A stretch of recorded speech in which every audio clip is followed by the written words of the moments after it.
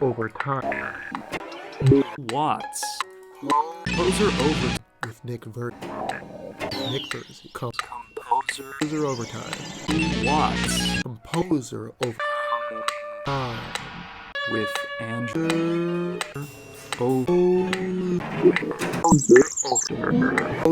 over. Composer and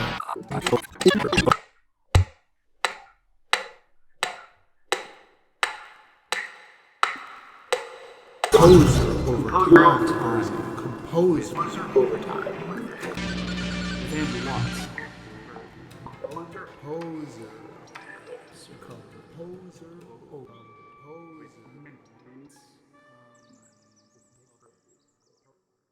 Welcome to Composer Overtime. My name is Andrew Watts. And I'm Nick Versey.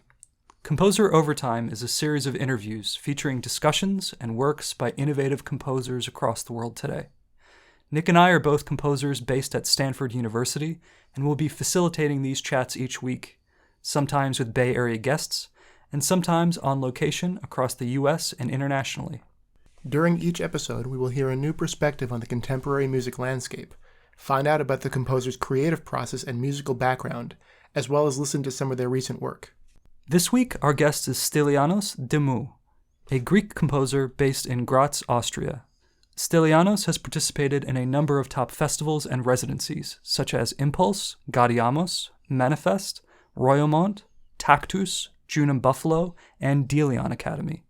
Similarly, his works have been premiered by several leading ensembles today, including Ensemble InterContemporain, Ensemble Modern, Exaudi Vocal Ensemble, Brussels Philharmonic, Talea Ensemble, Mivos Quartet, Ensemble Nikel, Alea III, and Alarm Will Sound.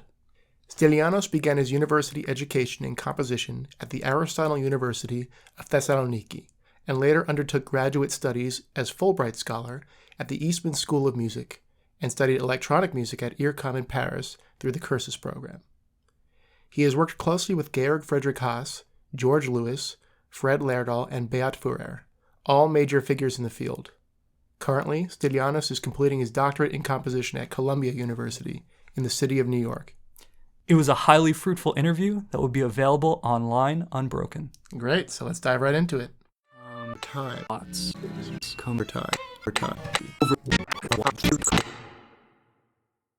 So we're sitting here with Stylianos Dimou.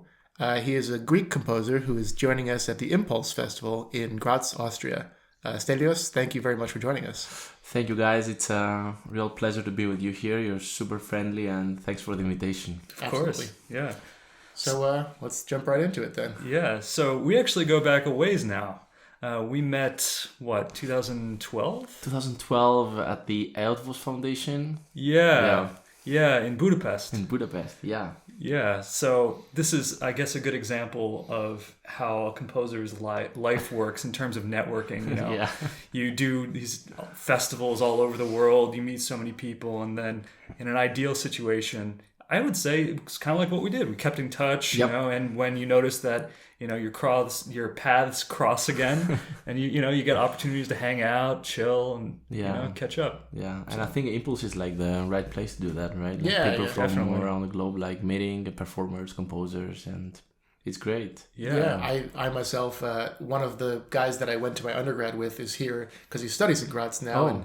And another guy who I actually stayed with in Denmark for another festival, he's visiting also. So it's kind of like a curious thing that we all sort of end up in the same place, you know? Yeah.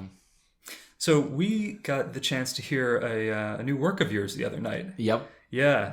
Do you want to tell us a little bit about that piece? Yeah, so this is a piece that is a collaboration with an ensemble in Basel called the Conceptual Quartet, like a group, pretty new group of that is based in Basel, and it's comprised of 4 very, very young and talented performers. It's saxophone, accordion, violin, and percussion. So the guys, I knew the violinist from IEMA, from International Ensemble Modern Academy, back in 2013. So her name is Alicia. So we met. She performed a piece of mine back in the days, and then she was like, "Okay, why not doing a new piece for us?" So I was really lucky to bring this piece at Impuls with them. It's a piece that, considering my previous projects, I'm coming from a lot of compositions where my goal was to work a lot on details and try to extract energy out of the microcosm. So I was falling into a lot of different approaches of complexity, either in the rhythmic or pitch domain and timbral domain, I would say. So in this piece, I'm trying to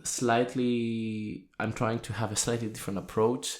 This piece, I would describe it as object-oriented composition, where the percussionist, which is like the core object source, is using some metallic brasses, some metallic surfaces, styrofoam, mostly like scraping granulated metallic and wooden sonic entities.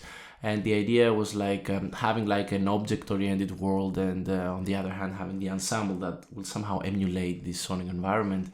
And I was trying to find a balance between practicality and complexity. And this is something that I'm bringing on the surface of most of my compositions right now.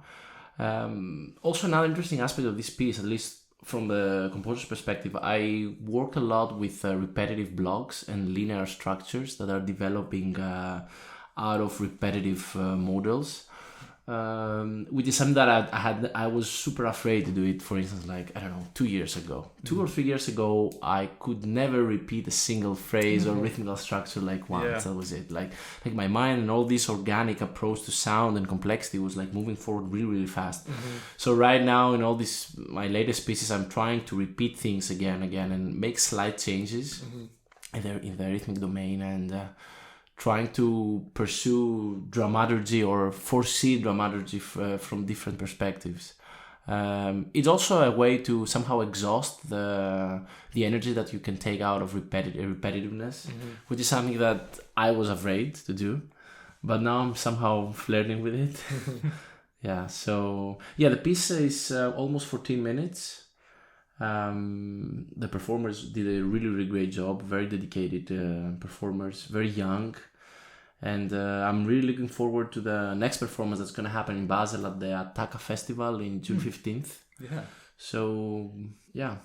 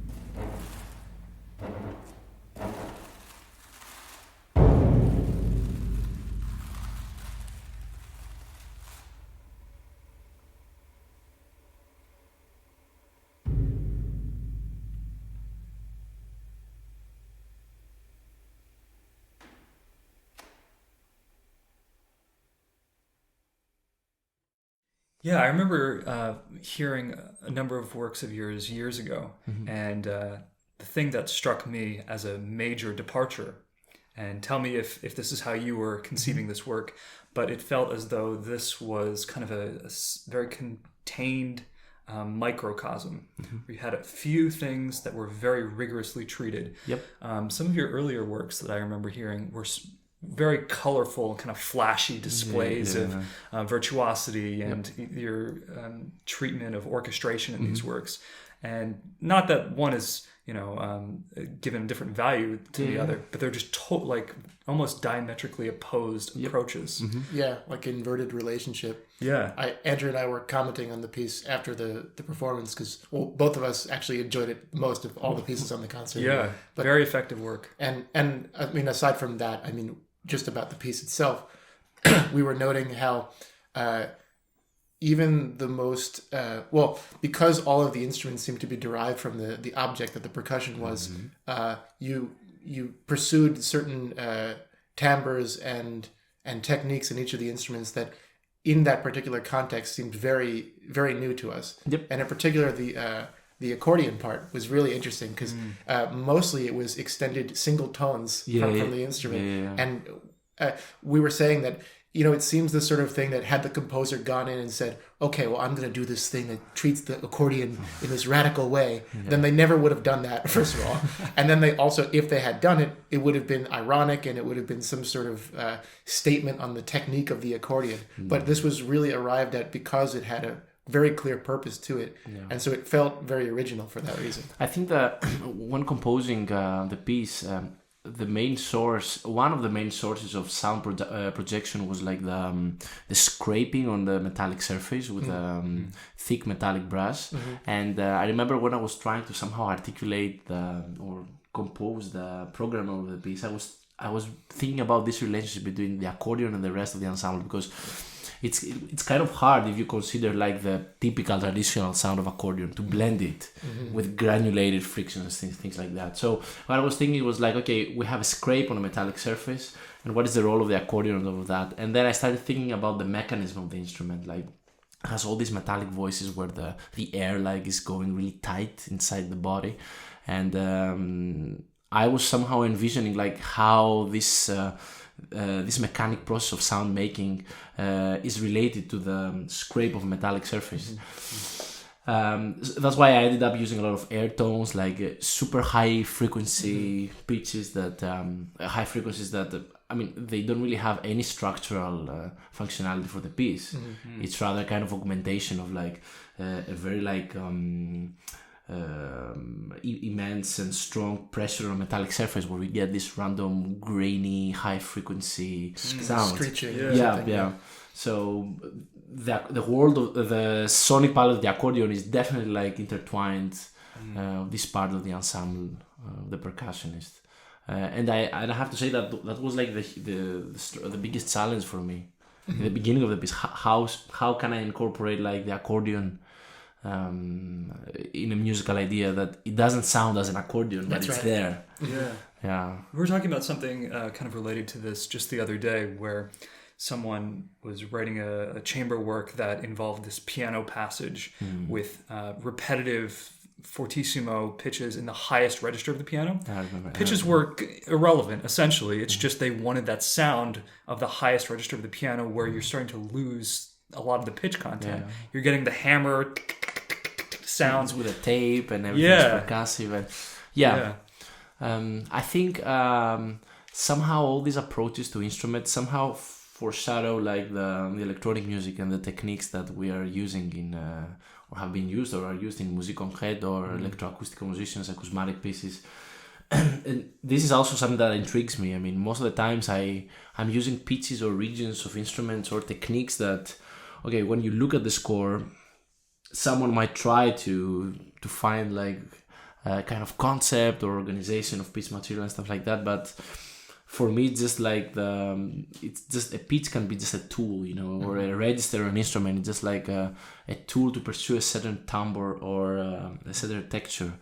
It's a different approach, and I see it in many young composers and composers in general. Like we're using instruments that are super old and they have all these like repertoire, all these memories of the past, techniques, but we can only like pursue the musical ideas that we have in our mind. So we use what we have on the instruments, but the goal, at least for me, has to be just the sonic image that we have in our mind. Yeah. Do you feel as though your approach to this piece at Impuls was informed by your time at IRCAM? It's actually the first piece that I did after like 3 or 4 electroacoustic or mixed pieces, actually. Yeah. And to be honest, in the beginning, I was feeling a little bit weird because once you go into the world of electronics and electronic music, at least this is how I experience it, you can't really go back to the instruments, or let me put it in this way, you are experiencing the pure instrumental sound from a totally different perspective, with a lot of pros but also a lot of cons. Yeah, I'm really intrigued by the amplified, electrified acoustic world. And being at IRCAM, it really gave me the tools to realize textures and ideas like this. But working for this project at Impuls, it was like the exact opposite. And in the beginning, I was almost afraid how I'm going to use the sound, or I'm projecting like sound, but it's just pure acoustic sound. What can I do about it? I think it will always remain an issue for me because, as I told you, like I'm really intrigued by this electrified acoustic sound that we can get like out of amplification, like live processing, etc., etc. Yeah. So what's your process like when you're writing an electronic work versus writing an instrumental work? Well, if it is a mixed composition, I really need to have like electroacoustic material that is derived from the spectrum and the techniques of the actual instrument. If it is an acousmatic piece, like pure electronic or electroacoustic sounds, I usually do different things, from field recording to actual recordings of objects and things like this. But for mixed music compositions, I mean, I need to have like electroacoustic material derived from the instruments, and also some kind of electronic material. So the first step is building tools, then playing around with tools, instruments, recordings, max patches, code, whatever. And then you have like, I don't know, 10, 20 gigs of raw material. Yeah, and then you get to enjoy sifting through all of that and finding the most special. Oh yeah, then just cropping sounds and polishing everything. I think that's the process. Yeah, I mean, also another thing that I experienced at IRCAM, it's just all this myth of live electronics. That's right. Because I mean, doing a composition with interactive systems, it's interesting, but I think you can't really get the precision that you have when you're working with a sound so closely, when you do like your nice mixed tape chunks of sound that interacts. Well, because once you kind of finally center in on exactly that sound, it doesn't change. It's something that you can really refine to the point of, well, almost how, when you're rehearsing with an instrumental ensemble, you're pursuing this ideal that kind of that matches as closely as possible exactly what you aim for, but it's a kind of shifting thing. So you kind of aim for the best understanding and the best possible outcome, but it's it never kind of cements in exactly the same way. Yep. Thinking about IRCAM as well, one of the things about what you asked me before, one thing that really changed me, at least the way that I'm approaching acoustic sound, I really started appreciating a lot repetitiveness and the edgy, sharp attacks and textures. Because, when you're working with different kind of tools and you're looping a sound file and you're listening for 10 minutes and working on things, stuff like that, somehow subconsciously you get used to experiencing dramaturgy like this. So I guess I came closer to repetitive modes of really sharp, edgy, electrified, digital or quasi-digital impression of sound. Well, you've sort of tuned your ear to kind of suit those particular needs. Yeah, I find it very interesting how often composers will isolate aspects of music that they realize is kind of opposed to their own aesthetics, and then decide whatever elements constitute that other music, I don't want anything to do with it. And I'm the exact same. So I also don't really write music that has a lot of repetition. Yeah. So the idea of using any repetition is suddenly like very dangerous to me or uncomfortable, whereas it shouldn't be, just because this is an element that is present in certain music that I feel it doesn't really match up with my own aesthetics. Doesn't mean that I can't just pick and choose those things and work hard to integrate them. Yeah. For me, another thing in a sort of similar vein was silence. I felt early on, I will tell you. I was like, I just felt like silence was lazy. Yes. Like, who are these people who are writing these works with all of this silence?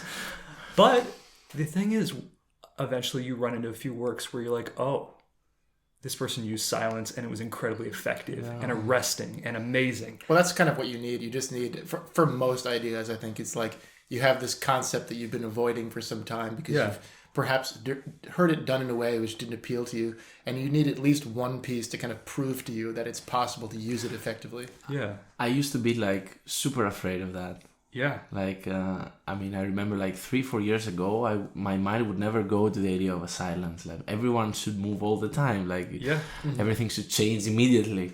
And do you think it also has to do with like your work ethic? Because you know how much effort it takes to write a measure of relatively complex, highly notated music. So the notion of saying, all right, 20 seconds, silence. Oh, no. You're like, what is this? This is ridiculous.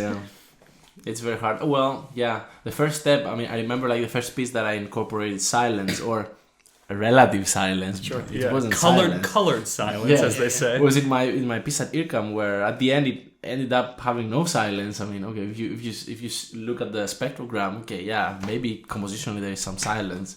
The performer is resting, but there are still things happening in the background. But definitely the piece for Impuls, I remember the moments, the bars that I was putting like 15 seconds, and I was like, your hand is like quavering. Should I leave that? Yeah.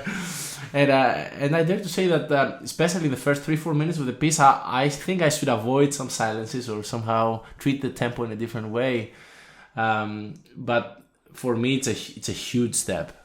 For my compositions to incorporate silence. Whoa, yeah, definitely. Well, we were actually remarking on that in that piece as well, especially the beginning of the piece where I think what you basically start with the woodblock, if I remember correctly. The claves. The claves, that's right. And then it kind of continues in a sort of regular pattern that becomes irregular over time. Yeah.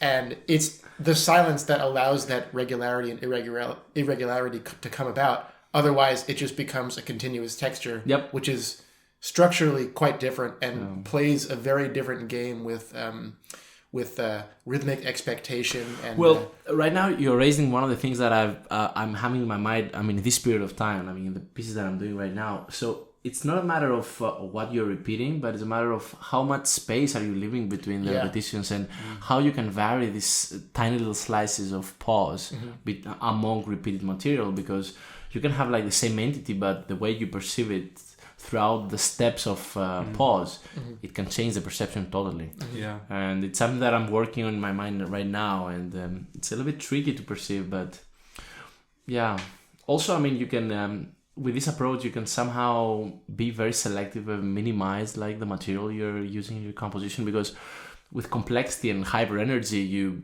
tend to overuse things and superimpose layers, and you have this inner need to use more and more and more, and everything gets super super fast and a lot of energy here and there.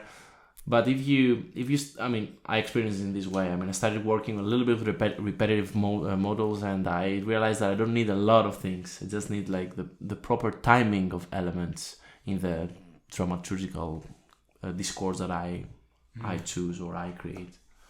There was a lecture I heard a few years ago at a festival in Italy by Pierluigi Bellone on Morton Feldman, and he was using certain Feldman piano works as a contrast to other forms of repetition. Because if you look at the works just in terms of their material or their phrases, incredibly repetitive.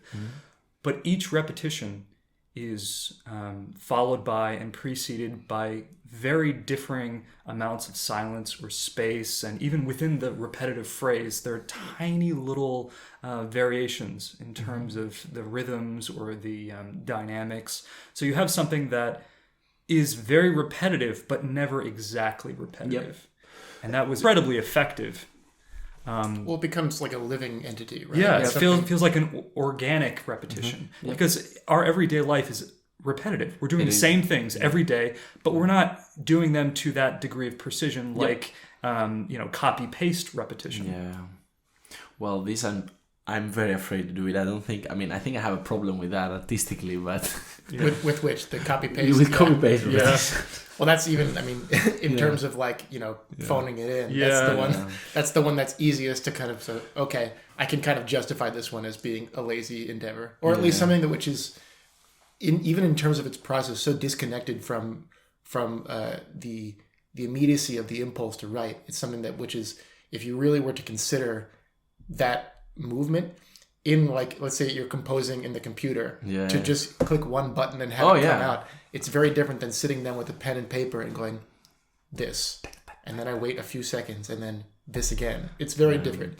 Well, the amount of responsibility is raised dangerously when you have to make all these decisions. And we have to mention that with the way we compose and the approach on creativity is strictly intertwined with the means that we are using. Like, Fernihau was writing his first compositions by hand. I mean, I'm pretty sure like you can do a very new complexity score on Sibelius or Finale way more easily than Fernihau was doing. But the difference is that like the awareness and the responsibility that Fernihau had back in the days, or should have when he was writing these very complex and meticulously written ideas, was very, very high. Whereas nowadays we can do it quite easily, We can even fake a complexity score. That's right. Well, and something else that also strikes me in the same vein is that, so when I first was composing and studying with Delian, one of our assignments that we did was basically, she said,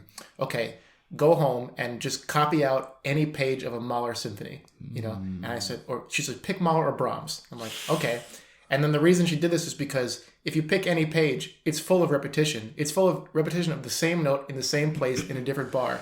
However, at the same time, to know how difficult it is, even just physically, to write out neatly how that can kind of progress over an entire page, over even just 4 measures or something like that. Each one of those precise actions requires an incredible amount of energy. Yep. So if you're going to repeat a single note 20 times, let's say, it's going to be hard enough to do that if it's not worth it, you're not going to do it. Yep. Yeah. I agree. Yeah. We touched a little bit about your background when we met. How did you get into composition to start with? Well, I remember myself when I was 15, 16, it was the time when I was really involved into classical harmony and counterpoint. I remember I was studying the accordion. I was into a lot of classical repertoire. I was also like a metalhead, I was playing. Me too. Yeah. And actually him too, yeah. We were all playing electric guitar and shredding, and but it was that time that I started playing and practicing a lot on the piano because of harmony and counterpoint, and I was lucky enough to have like performers that really pushed me to do that. I had a kind of skill on the piano because of the accordion, but still my left hand was dead, and I had to be very disciplined and perform all of my exercises and the classical repertoire and a lot of Bach and stuff like this. And I remember month by month, like I was getting like more skillful on piano, and I started like experimenting a little bit with the instrument and started projecting ideas and things like this. And at the age of 18, I finished the music high school that I was enrolled, and I went to the Aristotle University, the Department of Music there, where they have 2 academic directions. The one is musicology and the other one is composition. And my first thought was like, become a musicologist. Well, it's interesting, but let's see what is happening at the composition department. And I remember I saw all the coursework, like it was full of orchestration, analysis, counterpoint, composition, and that was my life back in the days. I was doing it every day at school, at the conservatory that I was going, at home. And it all started as a kind of game with myself. I remember, like I saw the requirements. What do I need to submit to the jury in order to accept me? And I was like, yeah, let's write my first piece. And I remember how curious I was. And I was just basically trying out things that were just coming in my head. And yeah, I still remember my first piece. Yeah, what was that? Yeah. I'm curious. Yeah, I think it was a sextet or something. Back when I was, it was in 2006, 2007. Yeah. But and it basically started out as a game with myself, like trying things out with the level of musician that I had back in the days, of course, and the experience that I had. I remember I had listened a little bit of Stravinsky. My hero back in the days was Penderecki. Oh, yeah. Yes. Do you know his sextet? No. Oh, okay. No. You should check it out. Yeah, I should. Yeah. Sextet for what? What is that? It's violin, cello, horn, piano, clarinet, I think. Yeah, something like that. Yeah. I'm not sure of it. Yeah. It's, I think, early 90s. I see. Okay, Yeah. The ending of it is very interesting. That's the part that you should really check out. He always has interesting endings. Yeah, there's a very extended passage using artificial harmonics on the cello, like in the stratosphere. Really, really high cello part.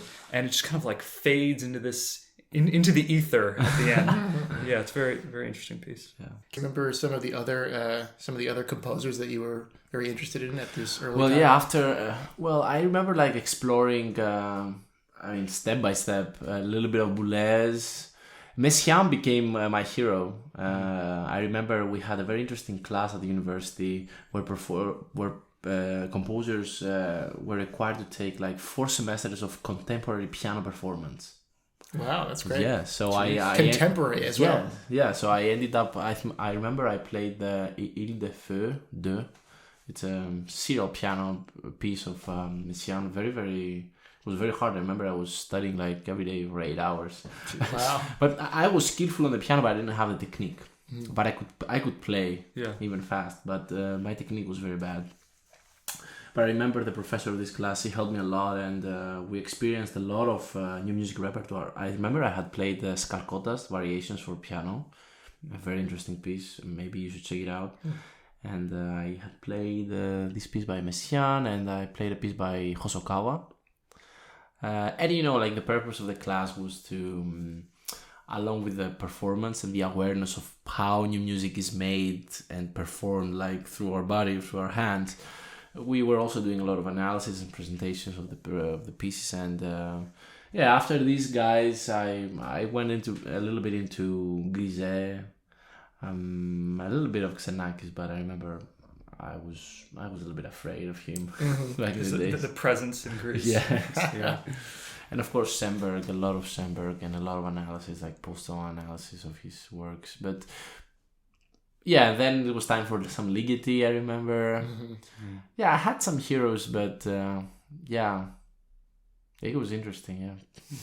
Great. I think this is a good opportunity to hear some of your work. Yeah. Yeah, so what's the first piece we're going to be listening to? Yeah, so the first piece, it's called Machine Learning. It's a piece for amplified baritone saxophone and electronics. It was my final project at the CURSUS year that I did at the IRCAM last year. And it was very interesting because I tried to somehow give the impression of someone sitting inside the metallic tube of the instrument, and the goal was somehow project like the sonic world that is happening when a performer is playing, but we never really hear a traditional sound of the saxophone, but we just pursue the metallic sounds and percussive entities that are happening inside the instrument. So for this project we used 5 microphones, so the instrument is amplified in 5 different parts. Oh wow. Yeah, we placed like some contact mics inside, 2 contact mics outside the instrument, and it was a very interesting collaboration. I mean, at IRCAM we worked pretty closely with the performer, and we did all the electronics there. It was for me it was the best experience in my life. Also for the production point of view, it was incredible. Yeah. Great. All right, well, let's have a listen.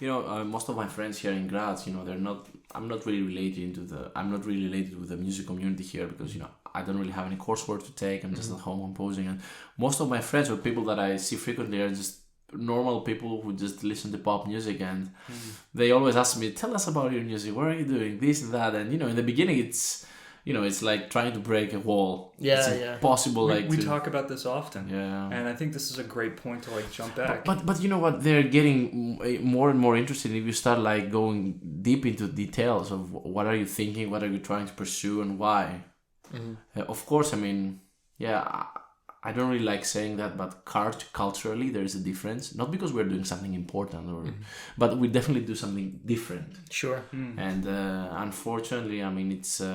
I think there's no any kind of social awareness of what we're doing and why we're doing it, I'm expecting to be more and more in the future due to technology, basically. But let's see. So how do you frame what you do when you meet someone, let's say in Graz, who's not at all part of this music community? I'm basically trying to define and present him the reason why I'm doing what I'm doing behind a piece. What is the motivation? What is the first thought when you sit down and say, okay, I want this sound world. Why this sound world and not another one? Sure.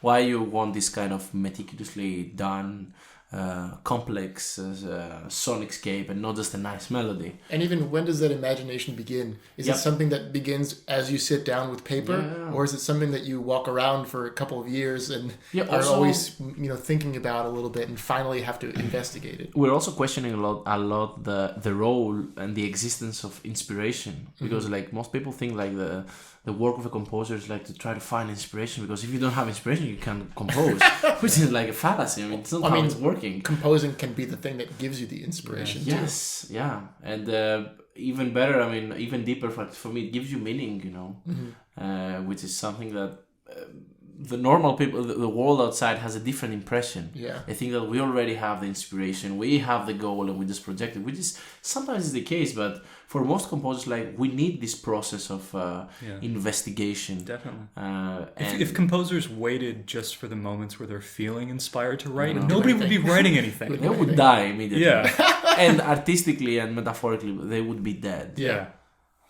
But I think we find meaning through the process, and it's something that it's always addressed with people who are not in our field, and they somehow feel impressed about it. Oh, you find inspiration. Oh, you do this, you do that. I would say craft is what is necessary to sustain you in lieu of inspiration. That's what your craft is. You've built up technique where you can write without feeling particularly inspired. Yep. And I think craft will always be on our shoulders, which will be the strongest tool, which will be developed throughout the years and will always stay with us.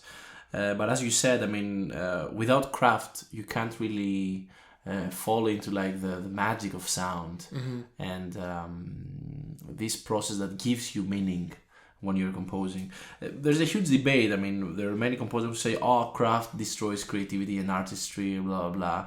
But I'm a strong advocate of the opposite. Yeah, the argument has also become somewhat of a cliche. It is. It's something which is there's these movies you see, that one August Rush? Yeah. Where the whole idea is that he's this pure child prodigy who stands out in a field and the wind comes and he hears some Bohemian Rhapsody or he hears just something kind of comes in his ear, and any attempt to kind of refine that is just destroying his delicate artistic sensibility, you know.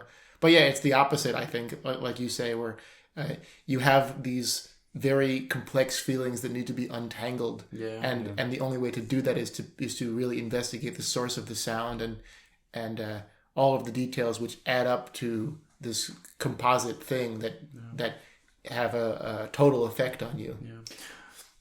I was just going to say, I think that's one of the reasons why young composer as a designation is so much later than what people think. Yes. You're 35, sometimes even 40, and you're still classified as a young composer. It's because it takes a very long time to build up a real understanding about what has been done in our field. And we also start fairly late, too, in comparison to other practices. Yeah. We were talking about this in one of our other interviews, that, if you're a violinist, you can be born with a violin in your hand. But, often the composer, I think it seems to be, from all the interviews that we've done, the average age ends up being about 16 to 18 or something like that. When you start. And I think also even, composers who are, in a much earlier time period, this is also somewhat of a common trait. Like, I think they say Brahms didn't compose his first symphony until he was 40 years old, Well, yeah, being young, at least for me, it takes a lot of practice. I mean, I know it sounds very cliche. You have to practice your ideas. You have to practice your tools. You have to question everything. You have to let yourself make a lot of mistakes. Oh, yeah. You have to discard a lot of compositions. I mean, okay, if I think about my undergrad right now, no, I wouldn't really present you any of these pieces. But we were just talking about this today, actually. Yeah. But the piece, what I'm doing now is a byproduct of all this gradual progress. And without, I don't know, my first string quartet that I did in 2010, 11, I wouldn't be able to exemplify in my head like a complex, like polyrhythmic texture that gives me this all these nice timbral spikes and energy. And this is something that a composer has to learn how to live with, like to create life, to create a piece of music, and then you understand after a month, a year, 10 years that, oh, that was my past, and you have to be strong to live it. You still respect it, but it's in your past, and somehow you have to smash your ego, Yeah. Well, I mean, you have to. It's part of the process of leaving things behind. You have to be willing to sacrifice something which is inherently part of yourself. Yeah, you still love it and respect it, but it's well, it had its value. Its value was to get you to the next piece. Yep. Yeah. I feel like often the very first time composers, or probably anyone in a creative field, addresses a major idea, it's not that it's not a good output or it's a good piece in our field, but it's the most obvious thing. The first time that I wrote a piece that involved polyrhythms, was it a good piece? Like, it was done well, but also completely unoriginal. It was new to you, right? Exactly. It's new to me, so it takes a long time to go through and try out all of these ideas. And once you've tried them out once, twice, 100 times, then you can start saying, like, okay, so not only have I done it a bunch of times, but I've heard what other people have done. Now I can try to formulate what an original idea would be, or at least, a halfway original idea. And it takes a certain amount of artistic honesty to speak with yourself and your ideas and say, okay, it's time to leave this back. This is my past. Or, oh, everyone is doing this. Now I know it. I move forward. And again, I mean, it's a constant battle with our ego. I know many young composers, I mean, that they're not doing it. They say, oh, this is what I'm doing, period. That's right. I've reached the end of my life. So the dogma can be really powerful. Well, it's more than just, I guess it's a complicated issue because it's more than just an artistic journey. It's something which you also have to navigate in terms of a professional career. And so, I mean, I hate to go into that, but it's something that it affects a lot. Exactly. And it's kind of a sad story because if it begins to affect the way that you're able to survive and make money. Well, I'm even in the opposite sense. Like, if you have to do that, some people, they lose the sense of awareness that's required to sacrifice the elements of your pieces or the elements of your music that are required to kind of go ahead and do something new. And you kind of get stuck in the same place because that's what you think the world expects of you. Yeah. Or even worse, like what the new music system expects from you. That's right, which is ridiculous. It's ridiculous. It's like, but unfortunately, it's a sad reality. We see it everywhere. I mean, we see composers in their mid-career, like getting into very interesting ideas and compositions, and they realize that it's their time, as we say, and they keep doing the same thing, go over and over again. Okay, they please the system. It's a back and forth pleasure, I guess. But we also see it like in older composers when they reach like they become 60, 70 or something.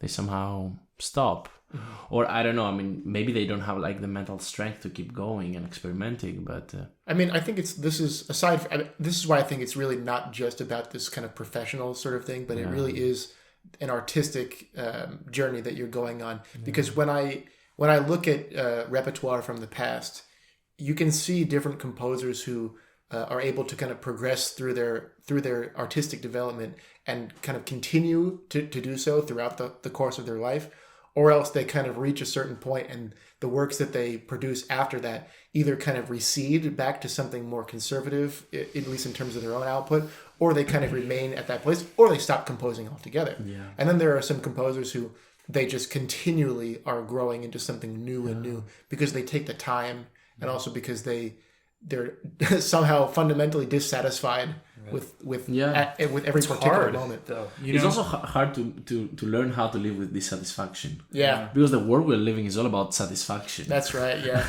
Yeah. Being satisfied isn't necessarily the best thing for being creative. Yeah. You know, when you get too comfortable, it's very easy just to not work. Also, what a terrible way to end up, just satisfied. You know, like we would like to be kind of like overjoyed and fulfilled, and you can't really do that unless you're willing to kind of admit when it's time to move on to something new. I think some composers who come to mind as, you know, good examples of this might be like Beethoven, for example, or Bartók is another and Ligeti is another great example of someone who, I mean, not only because you can kind of place their work into different historical periods or whatever, but also, I mean, it's sort of like that for a reason, right? Like the period distinction comes because they go through phases in their life, and it's inspiring to kind of consider. It is. Yeah, to be more radical as you get older and continue to be like a radical 90-year-old. Like that's a hard thing to do. That's true. Can you point? Because I'm curious now. Can you point to a piece that you think was the kind of awakening of the true essence of what it is, not necessarily that you're doing now, but, you know, in terms of you've gone through the kind of process of experimenting with all the things that kind of appeal to you on some sort of technical or aesthetic level, and then you have to decide, well, what is it actually that I would like to say? Is there a piece that comes to mind that feels like a major breakthrough for you in terms of finally finding yourself? Well, I wouldn't dare to say finding myself, but I would say that somehow... Or beginning to find yourself. Yeah, or somehow highlights like a process of composing like for 3-4 years and finally finding what I want to do with this specific language or those specific tools. Well, it's a piece that I wrote actually back in 2016, and it's like the first piece coming out from a kind of difficult compositional phase. I remember in 2015, I was on the verge of somehow quitting, stop composing. I was feeling very uncomfortable because it was the first time that I encountered technology, electronics, and on the other hand, I was into this world of complexity, and everything was hyper saturated in my mind. I mean, conceptually, technically, and I didn't know how to move on. And I remember I took a break, and I decided to compose a piece for violin, cello, bass flute, and bass clarinet, which somehow it was like the way that I was reflecting. So somehow the way I was reflecting on this first like encounter with live electronics, fixed media, complexity. It was like a nightmare for me. I didn't know how to compose. Like at least like my brain was. Was it because of what you were hearing at Gaudeamus? No. It was like, just so happened to be. It was the first crucial moment in my life that I had to go through the next phase. And I had never encountered this before, because my first transition was from Greece to the United States, which was a kind of fancy one. You know, I was going from a low quality environment, not low quality, but an environment that wasn't really giving me any opportunities, and then going to the United States, where at Eastman I had everything that I wanted. And you had a Fulbright. I did a Fulbright at Eastman. Yeah, so that was exciting. But being in a comfort zone of Columbia University, being a graduate student of Columbia and having all these opportunities and working all the time, and encountering in front of you a huge wall, it's like, oh, the first thing you said to yourself, why? Everything is so ideal now. Why am I having this phase? said about satisfaction and You comfort. see? Yeah, so that was the moment I realized that I was in pure comfort, you know. I was composing whatever I wanted to, in the way I wanted to, in the pacing that I wanted to. And the first time I realized myself, okay, it's time to go the next step, the next phase. So I took a break and I started working on this quartet, which eventually led to a piece like titled as Questioning the Un in Discomfort. Yeah, I'm sorry, my titles are kind of weird, enigmatic, I would say. That's all right. But in this piece, I try to somehow emulate and mimic like my first impression of technology, like the basic DSP effects that I was experimenting and working on at home. And I tried to do what I was considering back in the days as instrumental synthesis, like try to give the impression of electroacoustic acousmatic piece, but using instruments. Mm-hmm. And the piece is in this piece I'm using a lot of complex rhythms, but not too irrational. I mean, things that are readable. But that was the moment that I started thinking seriously about the context, not like what you put inside a bar or a sound block, but how this block is related with what is coming after. Mm-hmm. So complexity somehow went a little bit from the microcosm to an outer level, gradually, of course, and not profoundly, but at least this was how I was perceiving. Well, even the first move is already a profound shift. Oh yes, yeah. And I still remember like working meticulously on details, but I was having this inner feeling, this need like to go a little bit out from it and see it from a different angle. And that was the first time I started incorporating breaks and heterogeneous sound blocks that make no sense with what happened before. Of course, this piece somehow reflects like my obsession with this kind of microtonal liquefied gestures that I've been working like before, like since 2012, I guess, 2013. So yeah, this piece was premiered in France, south of France, in 2016, and somehow it opened a new territory for me, because I realized how I can pursue complexity and complex ideas, and somehow go away from the obsession of working primarily with details in the microcosm. The piece was performed in the south of France by Ensemble Multilateral. It was a great experience, and I think the performance was really good. I think this is a great opportunity to jump into the next work then. Yeah. So do you want to tell us a little bit about this recording? Yeah. So as I mentioned, the piece was premiered by Ensemble Multilateral, a French ensemble, which is coached by Jan Robin, a French composer. It was a very interesting summer festival in the south of France, in a small village called Saint-Martin-Vésubie. The other tutor was Raphaël Sendot. So a very interesting interaction with both French saturationists, if I can use this term. As I told you, that was like a project that really helped me to break somehow the wall that I started facing during my graduate studies. And somehow opened a new relationship between me and technology, or the implications of technology on the acoustic instruments. And basically that became like my new departure to go to a different relationship with acoustic instruments, and I would say somehow stigmatized or highlighted my next projects of thoughts, if I can put it this way, where I try to somehow find the balance or the common ground between instrumental writing and electroacoustic music. And with this new way of thinking, I try to somehow eliminate or not eliminate the complexity, but try to find a new framework of articulating complex instrumental sounds in front of a super complex electroacoustic world, and find this practical balance.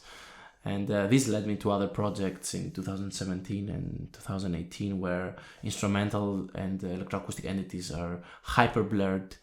And I remember, and I'm still very, very obsessed with the idea of eliminating or minimizing our perception of what is real or surreal, or what is instrumental, what is electronic or electrified. And I pursue this result primarily by amplifying the ensemble and using a lot of electroacoustic material, a little bit of live electronics, and a lot of fixed media. And but it was all because of this piece that really opened a new territory of thinking for me, and working with the instruments. And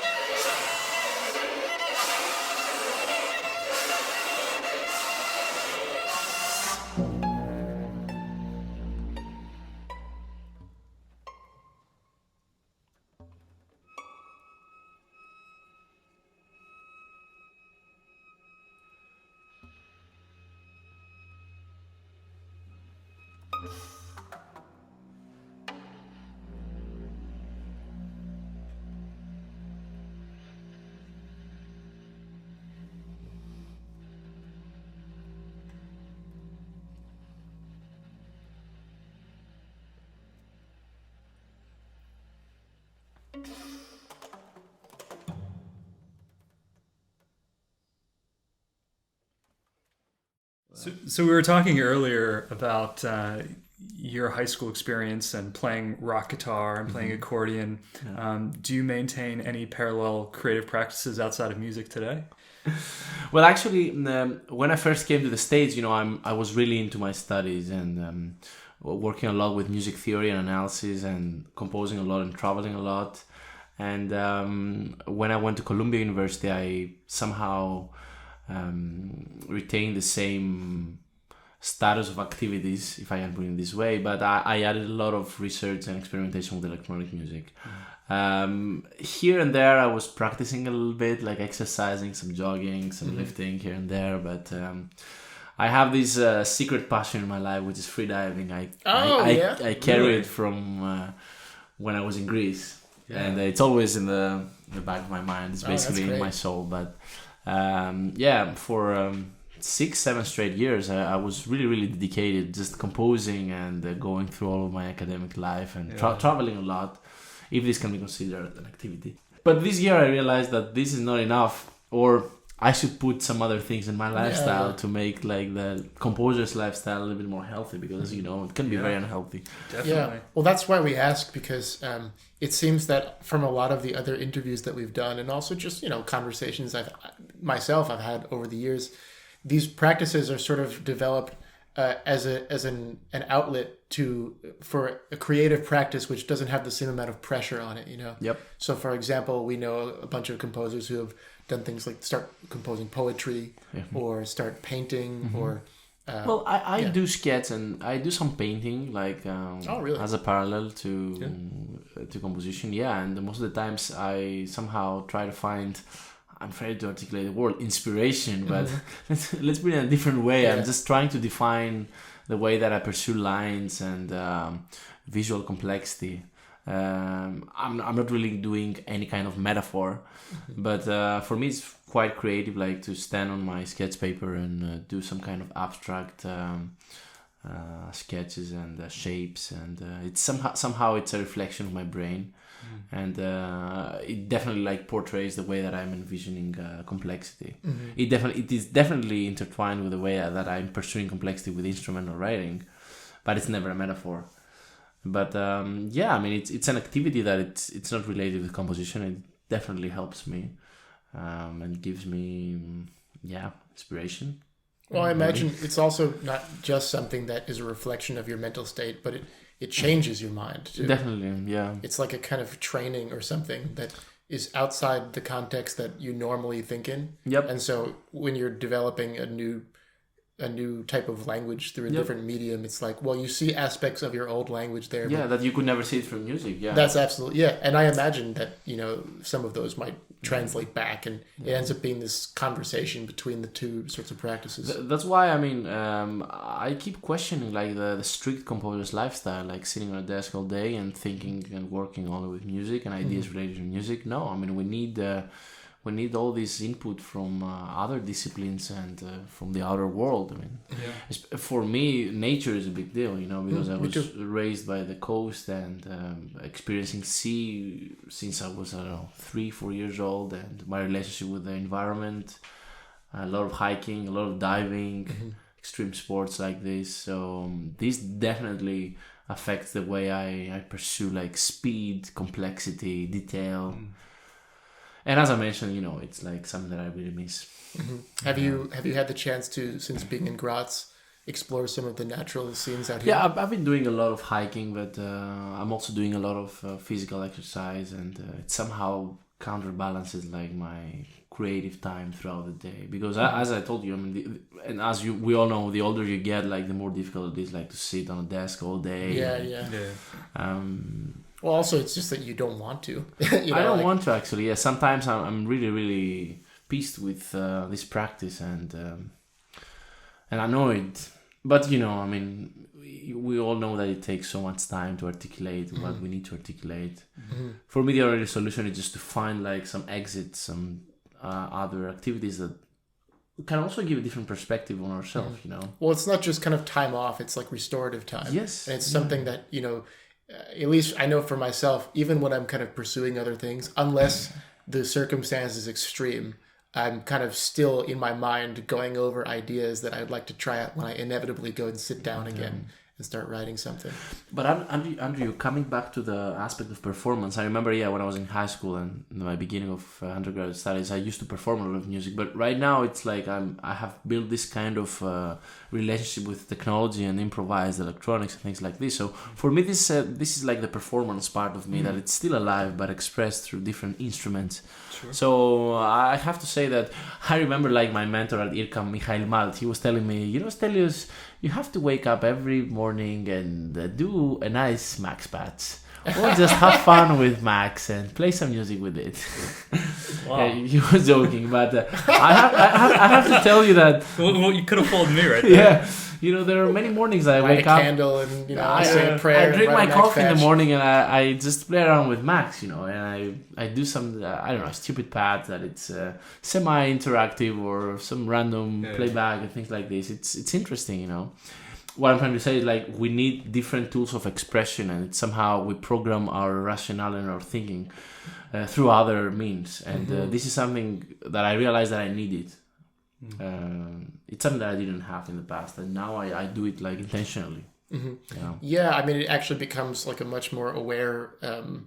It becomes a much more aware process of an integrated life in which every aspect kind of, it's not necessarily that you live your life to compose, but like if you live your life properly, then composition starts to kind of get better at the same time, and every other aspect also. And then I think you have like valuable information to reflect on. Our life needs, as an artist, needs to have like a lot of input from other fields and other experiences. And part of our job, unfortunately, is to isolate ourselves for many hours. But this is something that we always need to be alerted of. I think it's on some level, it's probably the reason that we became composers in the first place, is that the need of isolation. Yeah, that's right. It's just like that you need time alone to sit and reflect, and more than that, there needs to be something active in your mind that's happening while that's happening. Otherwise, I mean, I don't think that there is a composer out there in the world who is writing music and just can't sit still for several hours at a time. Yeah. Well, maybe like composer performers. Sure, but they're still sitting there and they're still like engaged in what it is they're doing. Sure. Yeah. Otherwise, they might have become sprinters or something like that. I don't know. Long-distance runners. That's right. Yeah. Well, you mentioned the value of solitude and isolation, and you're kind of in the thick of it right now. So we're all here for Impuls, but you're also doing this research residency in Graz. What sort of projects are you working on right now? Well, right now I'm I arrived in Graz in almost in the mid of September, I think, and the first project I realized was the piece for Impuls. So it took me almost like 3.5 months to realize this piece, and of course, aside from that, I did a lot of programming and max patching for some other projects that I had to prepare. And at the moment, I'm working on a Lerdahl ensemble piece of electronics that will be premiered in New York on March 29th. By what ensemble? It is for 12 instruments, and Talea Ensemble will perform it at the Delian Center in New York. Nice. So this is what I'm finalizing actually now. And the next step is a piece for bass flute and electronics that will be premiered by Karin Levine in Weimar at the end of April. And later in the summer, there are some other projects that I have to do. I mean, basically, yes, I'm experiencing a kind of academic isolation, let's put it this way. I'm not really related with closely related with academia, but there's a lot of work that it's because of this. And parallel with this, I'm working on the writing part of my dissertation, which is actually an analytical approach on the large ensemble instrumental work of Georg Friedrich Haas, and more precisely, I'm somehow trying to define the relationship, the symbiosis among chromatic and microtonal material in the harmonic language of Georg Friedrich Haas. So, which is also like something that I deal with all the time in my compositions, and I find a lot of interest and inspiration in the work of Friedrich. So, yeah, this is what I'm doing the past 3-4 months here. You mentioned that the piece that we heard at Impuls took around 3 months to compose. Yeah. Is that like par for the course for you, or is that on the long side, short side of things? I would say this is like a proper span of time that I usually use to realize a piece. Of course, I experienced like a phase of transition because I was in Paris last year, so I arrived in Graz, so it's almost impossible to press a button and start composing. Forget about it. At least it doesn't work for me. No, you have to get your life together. Yeah. So basically, there was the transition phase and a lot of other things that make you worry and be stressed about. Technically, the piece took around 2 months to write it, but in total, it's like 3.5 months. Like considering like the thinking and the process of finalizing everything, anything technical, the parts, the score, everything. Sure. Yeah, I bring this up because one of the byproducts of our interconnected lives with social media is you have a very strange perception of what other people are doing. Composers have hundreds and hundreds of friends on Facebook that are also composers, and they're posting things all the time. So your understanding of what other composers are doing is often through what they're posting on social media. Which is not the reality. No. And I bring this up for you because of all of the composers that I know, I feel as though my impression through social media is you're very productive. Like you're writing all the time, you're releasing new pieces all the time. I'll tell you, I try to compose almost all the time. Yeah? Yeah. Well, I can say that I'm very impressed because I know your music, and I know that the amount of rigor and craft that is involved in writing any of these pieces takes a long time. It's one thing to write a very conceptual piece that's text-based, and you're able to pump those out at like a fast clip, but to write this sort of music and be productive is quite an accomplishment. Well, thank you, but it's. I think it also becomes a kind of lifestyle. The more you flirt with your tools and your ideas, like the closer you come. I don't want to say the easiest it gets, but definitely it creates a kind of comfort zone. Well, it definitely gets harder if you don't maintain it. Yep, definitely. So, and it's not only like with pen and paper; it's even with Macs and everything, Yeah, I mean, right now it's a kind of it's like the goal of my life, kind of, if I can put it in this way. I know it sounds a little bit too much, but I try to compose as much as possible and be productive. I definitely have like days and weeks and periods that I'm not productive at all. I mean, it makes no sense. Like just sit down and have nothing in your mind, just put notes on the paper. No, I just discard everything. But yes, I mean, I try to do it. It's not that it's effective all the time, but it's a kind of goal for me, because I have a problem as a composer. Like if I spend like 3-4 months without touching like my thoughts and without articulating anything, I somehow lay back and I somehow forget what I'm trying to do. Yep. And I get lazy. I'm not afraid to say. So it's a kind of process to be alerted for me. Sure. To say that yes, I have this project now. I have these goals. I want to do this. I want to do that. Yeah. So what would you say is the longest period you've gone without composing?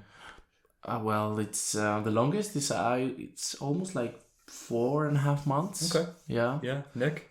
Yeah. Longer than that. I think, I don't know. I mean, for me, it's really difficult because sometimes I will spend a very intense short period writing a piece, and that will kill me. Like it's something that like I have to tap into a part of myself that needs to be tapped into in order to get that to happen. The exertion is just so great. It's physically taxing. It's emotionally, mentally taxing. And after that, I usually need a period of recovery. Yeah. And sometimes what happens is I start to fear composition, and I start to kind of resent the pain that kind of was associated with that experience. And it's unfortunate because the only solution is to actually compose again and realize that, you know, it didn't kill you before. Well, in reality, it didn't kill me before. In reality, it won't kill me again. Hopefully, you know. Yeah. But at the same time, the solution is really just remembering that I love to do it, you know, and that it was the unfortunate circumstance of time that kind of caused this reaction. So I imagine, you know, now that you're kind of you have a bit more time and you have the ability to sort of say, you know what, today I really don't feel like composing. And I'll just go out for a walk and I'll just kind of do something that I really would like to do. Yeah. When you come back to it, you know, you don't feel like you have to go through that process of distancing yourself and kind of rediscovering why it is you love to do this in the first place. And then, you know, also like your mind kind of degenerates over that period. And you have to spend, after you make the decision to kind of come back to composition, it's like, well, okay, what do I do? Yeah. I now have to refamiliarize myself with the tools that I understood in the past, and it comes back fairly quickly, I find. But at the same time, it seems so much more distant. And fresh.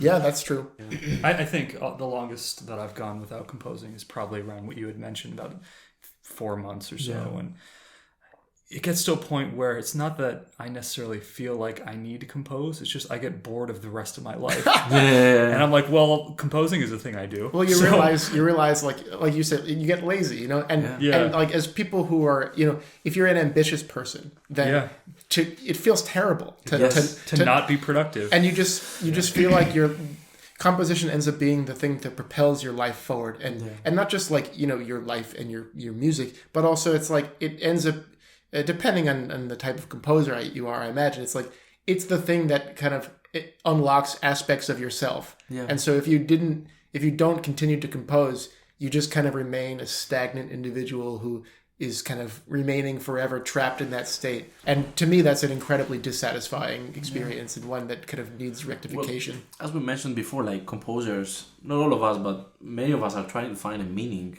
right? And without this process, that's impossible. Mm-hmm. At least for me. Yeah, it's the key that kind of unlocks, and you know, sometimes you lose it and sometimes Are we searching for... I think that there's a very classic divide here. And this is a conversation I have with my fiance often. She studied philosophy in her undergrad, and she's a technology and privacy attorney. Her life is often in search of meaning or truth, more specifically. Mine is unconcerned with truth, but is concerned with expression. And lies. Expression and lies. Yeah. So and I think that is manifest in different ways in different composers, you know. I am not really concerned with what the truth is. I'm concerned with how you know, people are expressing themselves. Yeah. And I think each composer falls somewhere along that gradient of, you know, truth or expression. But how can you express something without the truth? Through illusions and but I mean, it's fakery and the illusion, all kinds of things. I mean, it doesn't, just because it's not an accurate representation of reality doesn't mean that it speaks to some sort of truth. Because, like, for example, a book, a piece of literature is not, let's say it's a fiction, it's not literally true, but there are kind of meta elements of truth which are kind of deeper expressions of that same truth. I also think it's more so what's driving you. Of course, there's truth in what I do, but that's not what drives me. I'm not setting out to find truth. I'm setting out to better express things. Whether that expression is an honest expression or something else is but what's better? That's the thing. But what is really interesting about the life of a composer, if we consider like the macro structure of someone's life, like let's say we begin at the age of 30 until like the age of 60. Okay, yeah. I mean, it's a long journey, but I think at the end, at least for a few composers or many other composers, I don't know, you end up somehow highlighting a truth. Sure. And if there is any, of course, because... But is that for you to say, or is it for someone to approach your music and claim? You're probably not very good at it. The artist will never know, I think. Yeah. Well, because you don't know, because you can only really understand your life very deeply while you're living it. But when you're gone and people will pick up your music in the future, then who's to say what happens? And also, like, the perspective of the creator is so different from the perspective of the audience or the other creators. I mean... And I think like the composers, even like in real time when you finish a piece and you're listening to it, even if everyone says, "Oh, that's a great piece, congrats," I mean, you can never know, I think. Or at least it takes much more time to have any sort of real perspective on a piece. You can be critical on like the technical aspect of it, and you can judge yourself on this side, but you can also be too critical. Yeah. Mm-hmm. But you can never really experience your art in the way that the others experience it. Of course, I think that the closest it feels that I ever get to that experience is when I experience myself having the idea that they're experiencing as it unfolds in the piece. Yeah. The difference is that it occurs in a very different temporal time span because, it's like I discover this idea. I'm like, oh my God, I have to write this down. Yeah. I write it down.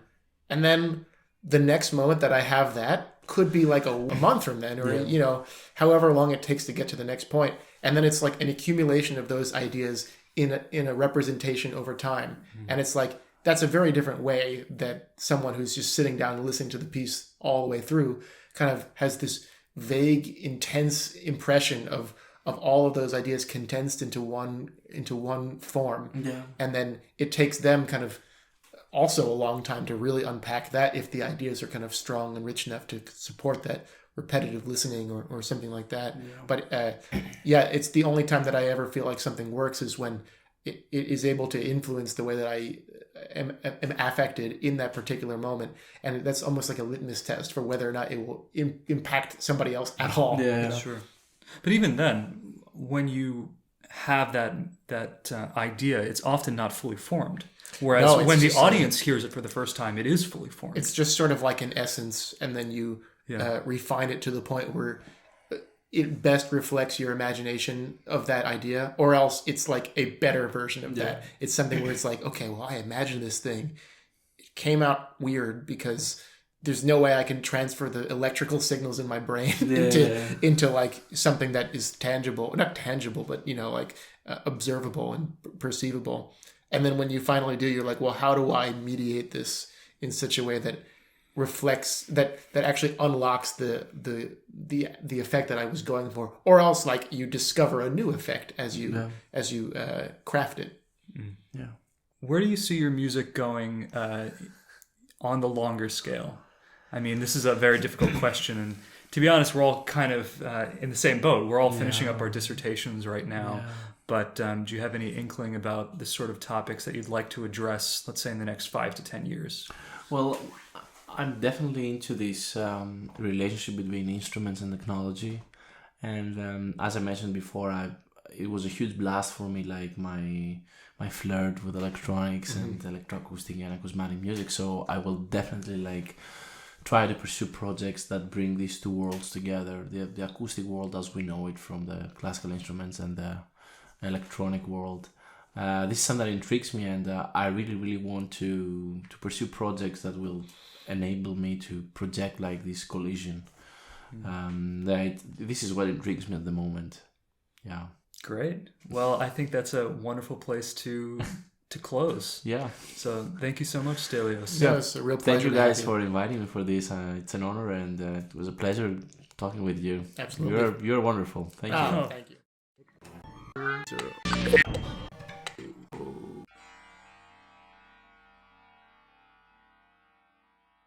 That was our interview with Stylianos Dimou, a Greek composer living in Graz, Austria. More of his music is available at stylianosdimou.com. That's STYLIANODIMOU.com.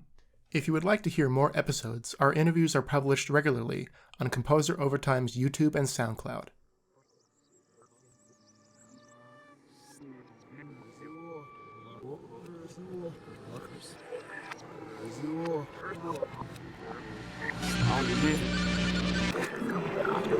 Всего.